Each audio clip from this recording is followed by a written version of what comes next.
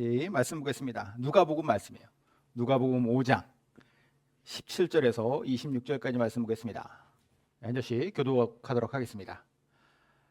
하루는 가르치실 때에 갈릴리의 각 마을과 유대와 예루살렘에서 온 바리새인과 율법 교사들이 앉았는데 병을 고치는 주의 능력이 예수와 함께하더라.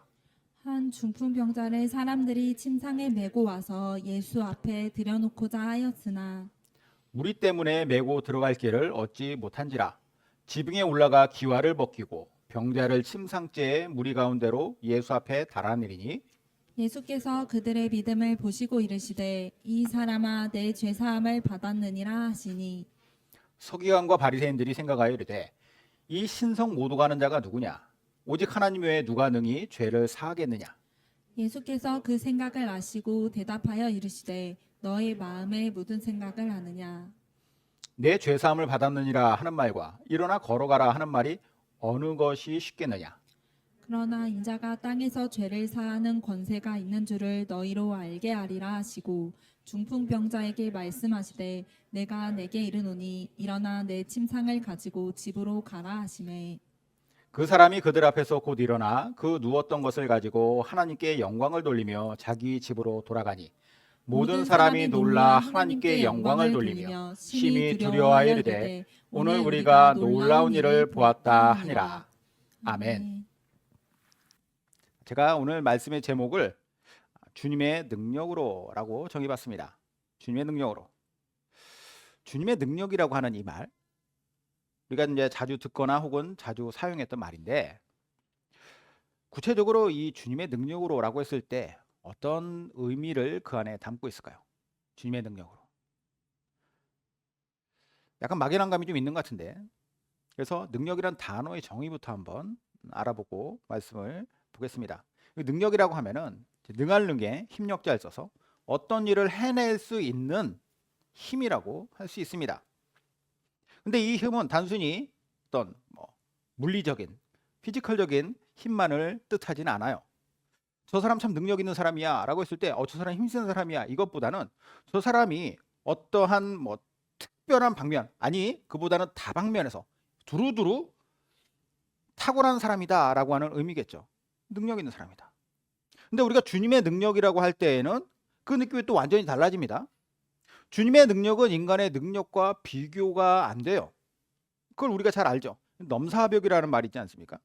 대적할 만한 상대가 없는 엄청난 능력자를 뜻하는데, 하지만 우리가 주님의 능력이라고 얘기하면 이 넘사벽이라고 하는 표현으로도 한참 모자르다는 생각을 합니다. 주님의 능력. 주님의 능력은 주님이 어떤 분이신지에 의해서 정의되는 거예요. 주님은 인간이 아닌 하나님이십니다. 그래서 주님의 능력은 곧 하나님의 능력이고, 하나님의 능력은 한이 없으신 전능함, 올마이티, 제한이 없는 모든 것에서 다 하실 수 있는 것, 그게 주님의 능력이라는 것이죠. 자, 이러한 주님의 능력에 대한 기본적 정리를 우리가 좀 내려놓고 오늘 본문을 볼 텐데, 자, 오늘 본문은 누가가 기록한 말씀이에요. 시기적으로 보면은 예수님께서 공생애를 시작하신 지 얼마 되지 않았을 때, 그러니까 메시아로서의 사역의 초창기의 기록입니다.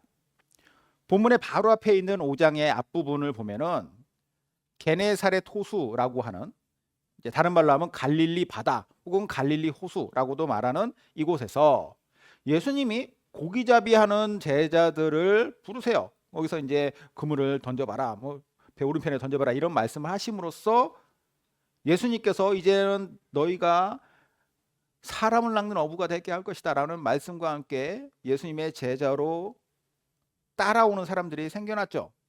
그들이 바로 베드로와 야고보와 요한이었습니다. 이들이 제대로 부름받기 직전에는 베드로의 형제인 안드레가 먼저 예수님의 제자가 되긴 했었는데, 어쨌든 오늘 본문의 이 당시에는 예수님의 제자가 아마 한 4명 정도 였으리라 우리가 생각을 하는데, 이들이 제자가 된 뒤에 예수님께서는 그들 동네 근처에서죠, 정확히 따지면 이 동네 근처에서 온몸에 나병에 걸렸다는 사람을 깨끗하게 치유해 주시는 사건이 있어요. 왜냐? 그 당시에 나병에 걸렸다라고 한다는 것은 이 사람이 마을 가운데 이렇게 들어가서 살 수 있는 게 아니라, 우리나라도 옛날에 그랬잖아요. 나병 환자촌이 따로 있는 것처럼 이 사람들은 동네 밖에 자기네들끼리 움막을 짓고 거기에서 살 수밖에 없었습니다. 그러니까 이제 동네 근처에 있었던, 걸어가시던 길에 만났던지 이 나병 환자를 만나서 그를 낫게 해주신 거죠. 이 나병 환자를 낫게 해주신 예수님이 그에게 당부를 하세요. 아무한테도 얘기하지 말고 네 몸이 나았다라는 것을 제사장한테 가서 보여라. 왜냐? 아까도 말씀드렸지만 완전히 분리돼서 살아야 했던 이 사람이 새롭게 공동체 안으로 다시 들어오기 위해서는 이 병이 완벽하게 나았다라고 하는 그 어떤 증거가 있어야 되고, 이것을 공인받아야 되는데 그걸 누가 하냐? 제사장이에요. 그래서 제사장한테만 보여주고 조용히 네가 다시 원래 너희 집으로 가라라고 하셨던 것인데, 이게 소문이 안 날 수 있냐는 거예요. 소문이 날 수밖에 없죠. 그래서 예수님이 나병 환자를 고치셨다라고 하는 소문이 확 퍼졌습니다. 수많은 사람들이 예수님을 보기 위해서 몰려들었어요. 그런 사람들을 피해서 잠시 한적한 곳에 가셔서 기도하신 예수님은 다시 갈릴리의 한 마을, 정확히는 게네사렛이라고 하는 마을인데, 이 마을에 들어가서 한 집에 계셨습니다. 그리고 그곳에 많은 사람들이 몰려들었다라는 것으로 오늘 본문 말씀이 시작을 하는데, 17절에 자, 하루는 가르치실 때에 갈릴리의 각 마을과 유대와 예루살렘에서 온 바리새인과 율법교사들이 앉았는데 병을 고치는 주의 능력이 예수와 함께 하더라. 자, 이렇게 말씀이 시작이 됩니다. 이 동일한 사건을 마가도 기록했는데, 그는 얼마나 많은 사람들이 이곳에 왔는가에 대해서 이렇게 기록해요. 많은 사람이 모여서 문 앞까지도 들어설 자리가 없게 되었는데, 당시의 사람들 입장에서 한번 생각해 보시기 바랍니다. 한 청년이 갑자기 혜성처럼 등장했어요. 그는 온몸이 막 녹아내리는 무서운 병, 나병에 걸린 사람을 고쳐줬습니다.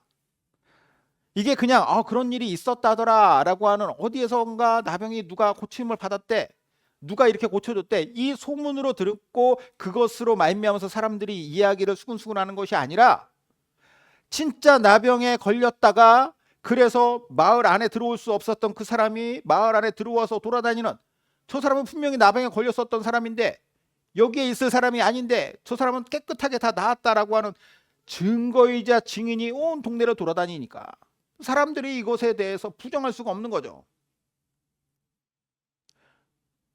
그래서 이 나병을 고쳤다라고 하는 예수님에 대한 소문이 온 동네와 그리고 그 동네 밖에 다른 동네까지 다 퍼져나간 거예요. 많은 사람들이 그 청년 예수님을 보기 위해서 모였다라는 거죠. 어떤 사람들이 왔다라고 했냐면, 아까 17절에 뭐라고 했느냐? 여기 보면은 갈릴리의 각 마을과, 갈릴리라고 하는 그 호수, 갈릴리 큰 호수 주변에 있는 여러 마을들, 그러니까 주변 동네죠. 그리고 유대와 예루살렘에서까지 사람들이 왔다고 얘기하고 있어요. 예수님이 지금 계시는 이곳, 이 갈릴리 호수 주변은 이스라엘에서 북부 지방입니다. 그리고 유대와 예루살렘은 어디냐? 남부 지방이에요. 북부 지방 그쪽 지역에서 사람들이 몰려들었다는 것은 당연한 것으로 우리가 알 수 있는데, 왜 멀리 있는 남부 지방에서까지 사람들이 올라왔느냐? 예수님이 지금 한창 공생의 사역을 막 하셨던 1년이 지나고 2년이 지나고 3년 막바지 그 시기가 아니라 초기라고 했죠. 초기. 아직 제자들도 다 세워지지 않았을 때. 근데 왜 이때 남쪽에서부터 사람들이 예수님을 보기 위해서 왔나라는 것이죠.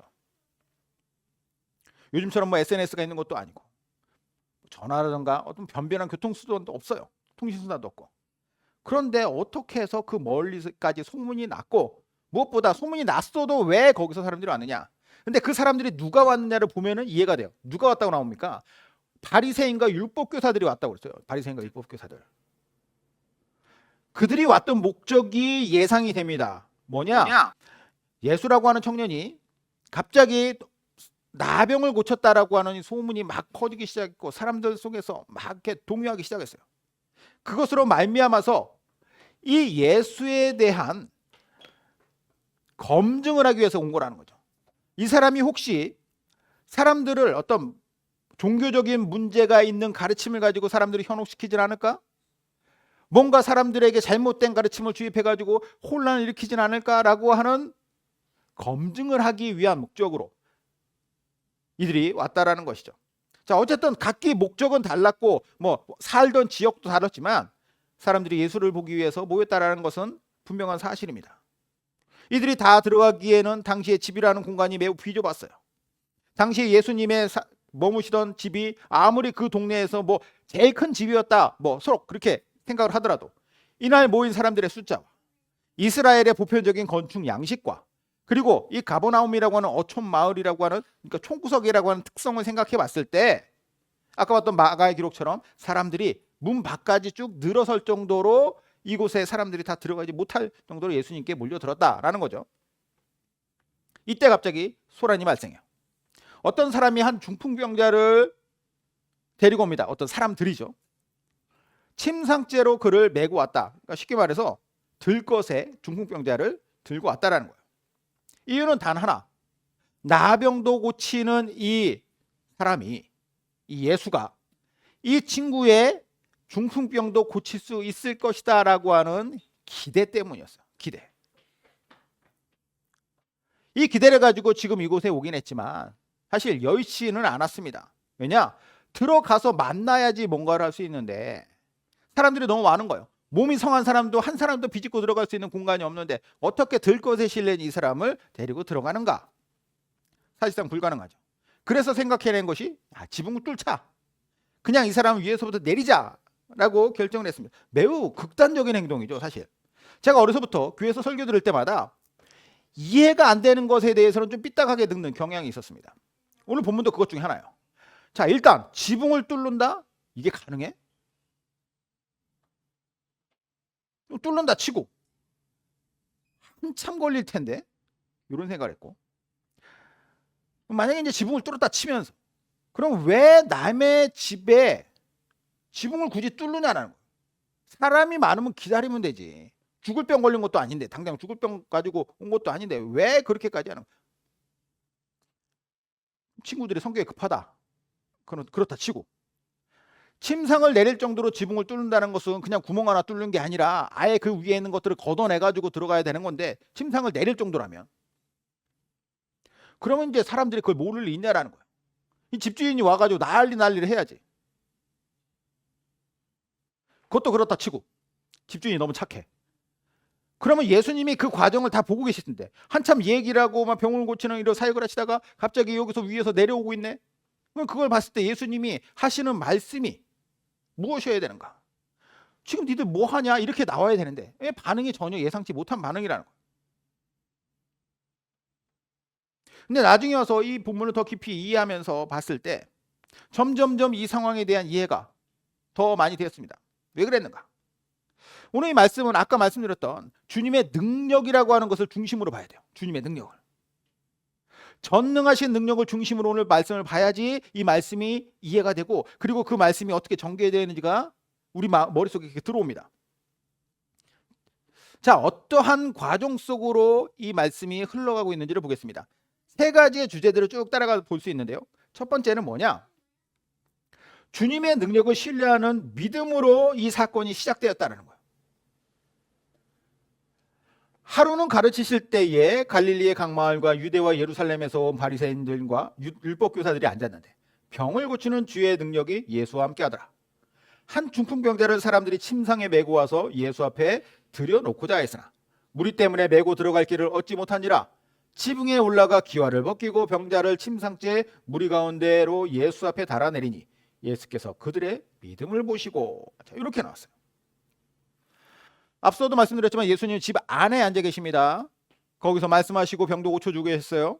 그런데 17절에 병을 고치는 주의 능력이 예수와 함께 하더라. 이 말은 예수님이 곧 하나님의 능력을 행하셨다라는 것이고 사람들을 속이거나 현혹하는 잔재주가 아니라 예수님께서 정말로 병 고치는 능력, 하나님의 신적 권위, 능력을 가지고 지금 사람들을 고치고 계십니다. 이러는 중에 몇몇 사람이 중풍병자를 데려왔다는 거죠. 아까도 언급했던 마가복음, 자, 마가복음에 보면은 똑같은 사건을 뭐라고 기록을 하냐면 네 사람이 중풍병자를 메고서 이곳에 왔다라고. 중풍병에 걸린 친구들이겠죠. 사람의 친구겠죠. 이 친구들이 예수님 앞에 데리고 와서 꼭 낫게 해주고 싶었는데 도저히 들어갈 수가 없어요. 어떻게 해야 되느냐 고민하다가 아까도 말씀드렸죠. 그래, 이 사람들을 우리가 하나하나 끌어낼 수도 없고 그리고 이 모임을 다 끝날 때까지 기다리고 싶지도 않다라는 거예요. 그러면 지붕을 뚫어서라도 들어가자. 어차피 우리는 이 친구를 고치기 위한 목적으로 왔으니 저 안에 있는 분이 이 친구를 고칠 수 있는 능력이 있다면 차라리 지붕을 뜯어서라도 이 친구를 그분 앞에 대령해서 이 친구를 낫게 하자라는 거예요. 참고로 2000년 전 당시의 집은 오늘날 우리가 알고 있는 집과는 전혀 다른 재료나 방식으로 지어졌습니다. 우리나라도 불과 한 100여 년 전만 해도 지푸라기로 지붕 엮어서 초가집 만들어서 살지 않았습니까? 제가 어렸을 때 제주도에서 한 3년 살았는데 그때 초등학교 이제 막 입학해가지고 아직도 생각나요. 초가집이 세고 셌습니다. 그 당시에도. 학교 오가는 길에 할망 가게라고 있었는데 요즘으로 치면 이제 편의점, 할머니가 하시는 그 할망 가게도 보면은 정말로 다 쓰러져 가는 것 같은 그런 초가집이었어요. 어린 제가 봐도 저렇게 작은 곳에 아니 저렇게 약해 보이는 곳이 사람이 살 수 있나라는 생각을 했었는데 2000년 전에 강수량도 매우 적은 지역이에요. 나무도 많지 않죠. 그런 이스라엘 지역에서 지붕을 뭐 일반적으로 우리가 생각하는 그런 튼튼하게 지을 수 있느냐라는 거예요. 아닐 거예요. 그런 이유로 집 지붕을 뜯어낸다는 것이 뭐 여기는 뭐 이렇게 기와를 뭐 이렇게 들어가지고 뭐 이렇게 번역을 해놨지만 사실 그 지붕을 열고 들어가는 것 쉽게 말해서 어렵지 않은 일이었다라는 거예요. 하지만 그럼에도 불구하고 이건 남의 집 지붕이잖아요. 어떻게 남의 집 지붕을 뚫어버릴 생각을 하는가? 이것은 우리가 그 책임까지도 감수하겠다라고 하는 각오가 되어 있기 때문이에요. 제가 생각하기로는 이 생각 결단까지 한 것은 그 친구들이 함께 했기 때문에 그만큼의 용기가 나지 않았을까라는 생각을 해봅니다. 혼자서는 과감하게 하지 못하는 것을 친구들과 함께 할 때는 해요. 혼자 감당하고 뭐 혼자만 다 이렇게 덤탱이 쓰지 않을 수 있다라고 하는 그런 생각 때문에 그럴 수도 있고 그래서 같이 하면 얼마든지 한다는 거예요. 이런 이유로 10대 애들이 뭐 사고도 치고 그러죠. 같이 올려다니면서. 근데 본문에서의 이 사고는 악한 의도가 아니라 친구를 사랑하는 마음에서 시작된 거예요. 사랑하는 마음에서. 이 친구들의 행동이 다르게 보이죠. 하지만 친구를 사랑하는 마음만으로 그러지는 않는다는 거예요. 사랑하니까 내가 지붕을 뜯을게. 이게 아니라 그 안에 누가 있느냐가 중요한 거죠. 병 고쳐줄 수 있는 능력을 가진 분이 저 안에 계시다. 이 믿음이 있기에 거기에 사랑하는 마음을 가지고 과감하게 행동으로 옮기는 것. 믿음이라는 것은 혼자가 아니라 함께하는 것이 매우 중요합니다. 세상에 많은 일들이 함께함으로써 시너지를 내죠. 그러나 믿음의 시너지는 우리가 상상하는 것보다도 훨씬 더 큽니다. 더 중요하고. 스위스의 기독교 심리학자 폴 트루니에가 이렇게 얘기했어요. 사람이 혼자 하지 못하는 것 두 가지가 있는데 하나가 결혼이고 다른 하나가 신앙생활이다. 왜 신앙생활을 혼자 하지 못한다라고 얘기했을까? 뭐 절대적인 것은 아니겠지만 혼자보다 여럿이 함께하는 것이 믿음을 더욱더 굳건하게 하고요. 또 흔들리는 믿음은 서로 붙잡아줄 수 있습니다. 그래서 공동체가 중요한 거죠. 믿음의 공동체가. 예수님께서 이 땅에 교회를 왜 만드셨겠습니까? 그런 여러 가지의 어떤 계획하심과 또 그런 원리들이 그 안에 담겨져 있다는 것이. 여튼 이런 측면에서도 단순히 지붕을 뜯었다라고 하는 행위보다는 그들이 친구를 위해서 가졌던 사랑과 예수님에 대해 가졌던 그들의 믿음과 그리고 확신이라는 측면에서 본문을 보죠. 그날 친구들은 주님의 능력을 신뢰하고 있어요. 그 믿음으로 함께 적극적으로 행동합니다. 그러니까 이들을 보신 예수님이 뭐라고 하셨어요? 맨 마지막에 20절에 예수께서 그들의 믿음을 보시고 너희들 무슨 짓이냐? 이게 책망이 아니라 예수께서 그들의 믿음을 보셨다라. 이렇게 믿음으로 예수님에 대한 신뢰하는 믿음으로 시작된 사건은 두 번째 주제로 이어집니다. 두 번째는 주님의 능력을 가능케 하는 권세가 나타나요. 예수께서 그들의 믿음을 보시고 이르시되 이 사람아 내 죄사함을 받았느니라 하시니 서기관과 바리새인들이 생각하여 이르되 이 신성 모독하는 자가 누구냐? 오직 하나님 외에 누가 능히 죄를 사하겠느냐? 예수께서 그 생각을 하시고 대답하여 이르시되 너희 마음에 무슨 생각을 하느냐? 내 죄사함을 받았느니라 하는 말과 일어나 걸어라 하는 말이 어느 것이 쉽겠느냐?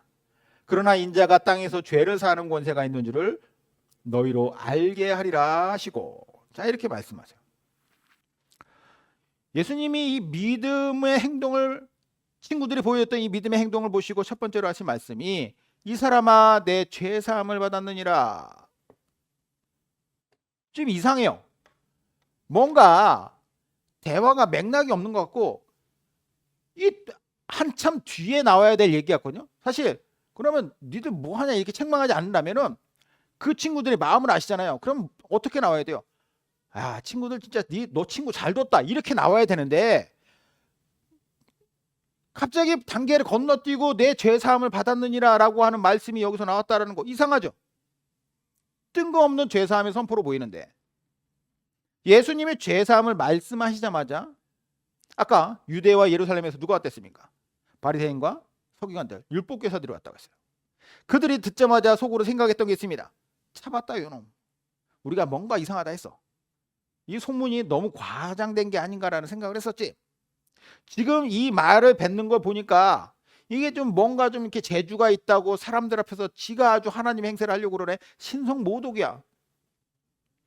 요렇게 생각을 하고 이제 이걸 예수님한테 책망을 하려고 하는 순간에 예수님이 먼저 그들에게 물어보세요. 너희 마음에 무슨 생각을 하는지 내가 다 안다. 너희가 생각하기에 죄사함을 받았다 하는 말과 일어나서 걸으라고 하는 말, 이 두 말 중에 뭐가 더 쉬운 말 같으니? 뭐가 더 쉬운 말일까요? 여러분 생각에 어떤 말이 더 쉬울까요? 그냥 순수하게 무게감으로 본다면 뭐가 더 쉬우냐면 일어나 걸으라가 더 쉽죠. 왜냐? 죄사함은 오직 하나님만이 하실 수 있는 거니까 인간이 뭐 해서도 안 되고 할 수 없는 말. 그런데 사기꾼의 입장에서 보면요, 이야기는 달라져요. 당장에 눈에 보이지 않는 죄를 사한다라고 하는 말과 당장에 눈에 보이는 일어나서 걸으라고 하는 말 중에 사기꾼에겐 더 쉬운 말이 뭐냐? 죄를 사한다는 말이죠.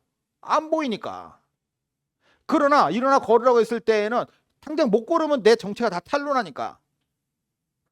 지금 바리새인과 율법교사들은 뭘 생각하냐면 예수님을 사기꾼으로 생각해요. 그러니 이들은 예수님이 눈에 보이지 아니하는 신성모독적인 말을 하면서까지 사람들에게 사기치고 있다, 이 생각하죠. 이 생각을 다 아십니다. 예수님이 당연히 아시겠죠. 그래서 그들을 향해서 말씀하세요. 인자가, 예수님이 이제 스스로에 대해서 인자라고 말씀하시잖아요. 땅에서 죄를 사하는 권세가 있는 줄을 너희로 알게 하리라. 여기서 이 권세라고 하는 말은요, 헬라어로 엑수시아라고 하는데 권위와 통치, 뭐 지배, 통치권, 지배권, 권위, 이런 것들을 뜻하는 말입니다. 예수님은 지금 자신의 능력을 행하심에 있어서 이게 그냥 좀 할 줄 알아, 이 정도가 아니라 좀 대단하네, 신기하네, 이 정도가 아니라는 것을 명백히 밝히세요. 나의 능력은 어디에서 기인하느냐가 명확하게 여기서 예수님의 입술에서 나오는 겁니다. 예수님의 능력은 어디서 나오느냐? 하나님의 권위와 권세와 통치와 지배, 이 엑수시아에서 나온다는 거예요. 예수님의 능력이 어디에서 나오느냐? 그러면 궁극적으로는 이 능력을 행하는 내가 누구냐라는 것을 이 사람들한테 보여주시는 거죠. 예수님께서 지금 막 지붕을 뚫고 내려온 사람한테 하신 말씀의 의도가 명확해져요. 지금 엄청난 권세를 가지고 이 사람을 예수님이 대하신다. 그 권세로 당신께 믿음을 가지고 나온 사람에 대해서는 예수님께서 그 사람을 새롭게 하신다. 그 새롭게 하시면 무엇이냐? 아예 죄를 사해 주심으로써 그 사람의 인생을 새롭게 하시고, 그리고 나아가 이 사람이 가지고 있는 이 고통까지도 예수님께서 다 그 문제를 해결해 주신다라는 거예요. 예수님께서 일단 이렇게 말씀을 하셨어요. 그러면 이 말씀이 그분의 의도한 대로 명확해지고 이 말씀이 사람들한테 다 이해되고 아 맞다 라고 인정을 받으려면 뒤에 어떤 일이 일어나야 되느냐? 당연히 일어나 걸으라라고 하는 것이 일어나야 돼요. 예수님께서 중풍병자를 완전히 고쳐야지 그 앞에서 이야기했던 것들이 아 정말 사실이구나 라는 것이 드러나지. 이제까지 열심히 빌드업은 다 해놨는데 마지막에 가서 자 이건 나중에 보여줄게 이러면 이제 사기꾼일 가능성이 농후해 주는 것이죠. 웃음거리가 되는 거예요. 잡혀가서 신성모독의 벌을 받는 것입니다. 못 고치면 그냥 못 고친다고 하지 지가 하나님이 행세를 하네? 이런 소리 듣는다는 거죠. 그래서 세 번째 이어집니다. 주님의 능력으로 받으시는 영광이 이어져요. 중풍병자에게 말씀하시되 내가 내게 이르노니 일어나 내 침상을 가지고 집으로 가라 하시매 그 사람이 그들 앞에서 곧 일어나 그 누웠던 것을 가지고 하나님께 영광을 돌리며 자기 집으로 돌아가니 모든 사람이 놀라 하나님께 영광을 돌리며 심히 두려워하여 이르되 오늘 우리가 놀라운 일을 보았다 하니라. 게임 끝났어요. 예수님이 자신의 능력을 신뢰하는 믿음을 가지고 함께 적극적인 행위를 보여주면서까지 여기에 왔던 중풍병자와 그 친구들, 그들에게 능력을 행하시죠. 이것은 주님만이 하실 수 있는 능력입니다. 이를 행하시는 과정에서 자신의 능력이 어디서 기인하는지를 분명하게 밝히셨어요. 하늘로서의 권세, 하나님의 권세를 가지고 있는 자, 내가 곧 하나님이다라고 하는 의미인데, 말만 건지르르하게 하는 것이 아니라 사람들을 현혹시키는 사기꾼이 아니라 이것이 분명하게 사실이고 그분이 어떤 분이신지를 밝히셨죠. 그분의 권세는 진짜 인간의 죄를 사하고 병도 치유하시는 하나님의 권세예요. 이걸 마지막으로 침상을 걷어서 걸어가라 말씀하신 겁니다. 이 말씀의 성취로 완벽하게 이루어져요. 현장에 모였던 사람들이 다 어떻게 합니까? 뭐라고 얘기하느냐? 그곳에 있었던 사람들이 다 뭐예요? 하나님께 영광을 돌리며 하나님의 일이다라는 거, 하나님의 일. 모든 사람이 놀라서 하나님께 영광을 돌리며 거기에 또 뭐 하느냐? 심히 두려워하였다. 왜 두려워하느냐? 저 말씀하시는 저 분이 어떤 분이신지에 대해서 다시 한번 놀라는 거예요. 믿지 못했던 사람들도 그 정체성에 대해서 이제 더 가까워지는 것이죠. 물론 나중에 가서 또 예수님을 배반하고 막 그러기도 하지만 어쨌든 간에 지금 이 순간만은 그 사람들이 그 안에서 예수님이 어떤 분이신지에 압도되는 겁니다. 그 현장에 있었던 사람들의 마음, 그 마음보다 더 중요한 것은 그곳에 꼼짝도 못하고 누워있었던 중풍병자의 마음은 어땠을까요? 당연히 기쁘겠죠. 기쁨은, 이 사람의 기쁨은 내 인생 이제부터는 정말로 비참하지 않고 뭔가 새로워질 수 있겠구나 라고 하는 기쁨도 기쁨이겠지만 그것보다도 더 중요한 것, 그 앞서서 이야기한 거예요. 내 죄가 사함을 받았다. 나의 인생은 앞으로 새로워질 것이로되 모든 것이 다 새로워졌다. 모든 것이. 그러면 내가 앞으로는 저분의 선포한 죄사함의 은혜와 고쳐주신 이 새로운 몸을 가지고 내가 어떻게 살 것인가를 생각하겠죠. 본문에 보면은 그들이 하나님께 영광을 돌리며 집으로 돌아갔다고 해요. 당장의 영광은 날아갈 듯한 기쁨이겠지만 그 영광 이후로 쭉 이어질 겁니다. 주님의 행하신 일들, 능력, 그 권세, 그 모든 것을 내가 찬양하는 믿음의 사랑으로서의 영광을 돌려드림이겠죠. 이 말씀을 오늘 보는 우리는 어떤가요? 우리는 주님의 능력을 신뢰하는 믿음을 가지고 있다고 스스로 생각합니다. 그 믿음이 있기에 함께 적극적으로 이곳에 오신 것이죠. 그럼 이러한 우리를 이곳에 오게 하신 주님의 능력은 우연한 사건이나 인간적인 넘사벽 정도의 어떤 대단함입니까? 아니죠. 그분의 능력은 그분의 권세에서 나왔어요. 그분의 권세는 곧 그분의 정체성입니다. 하나님이시죠. 우리의 하나님으로서 전능하신 하나님께서 우리의 삶을 이곳으로 인도하신 거예요. 그러면서 뭐라고 말씀하시냐? 내 죄사함을 받았노라. 뿐만 아니라 그 죄사함 이후에 우리의 삶을 그분께서 함께 하겠다. 그러면 이제 우리가 어떤 삶을 살아야 할지는 오늘 이 중풍병자가 병에서 나은 자가 보여줬던 그것으로 다 귀결이 돼요. 우리는 그분께 영광 올려드리는 삶을 살게 되는 거예요. 살아야 하는 거예요.